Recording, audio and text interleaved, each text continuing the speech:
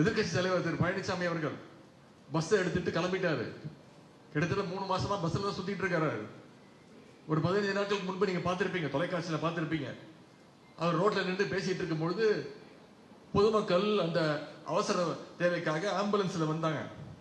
அந்த ஆம்புலன்ஸை நிப்பாட்டி அதை மிரட்டி அந்த ஆம்புலன்ஸ் வண்டியை நோட் பண்ணுங்க, அந்த டிரைவரை கீழே இறக்குங்க, இப்படி பல்வேறு இடைஞ்சல்கள் பண்ணி ஒரு அவசர ஊர்திய நிப்பாட்டின அதை விமர்சனம் பண்ண வீடியோக்கள்லாம் வைரல் ஆச்சு.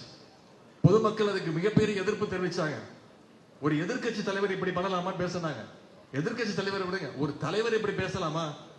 தலைவர் விடுங்க, ஒரு மனிதாவை கொண்ட ஒரு மனுஷன் இப்படி பேசலாமா?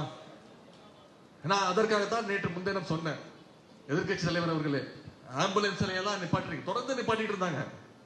2-3 இடத்துல ஆம்புலன்ஸ் எல்லாம் அடிச்சு நொடுக்கப்பட்டாங்க. ஆம்புலன்ஸ் இந்த வாகன ஓட்டிகள் எல்லாம் அடிச்சாங்க, அவங்க எல்லாம் புகார் கொடுத்திருக்கிறாங்க.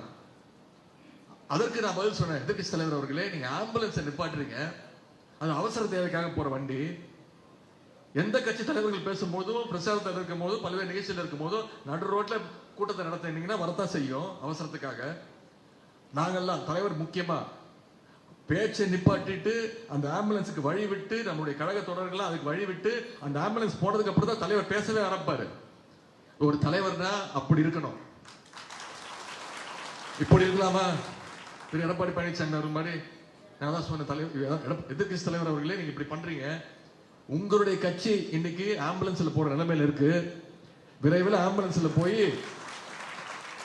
பாஜகவோட அறுவை சிகிச்சைனால நீங்க விரைவில் ஐசியூல, நீங்கன்னா நான் உங்களை சொல்லல, அதிமுகன்ற டேக்கர் சொல்றேன், ஐசியூல நீங்க அனுமதிக்கப்படுவீங்க. கடைசியில உங்களை காப்பாற்றுற மருத்துவராகவும் எங்களுடைய தலைவர் தான் வருவார் பாருங்க அப்படின்னு தான் சொன்னேன்.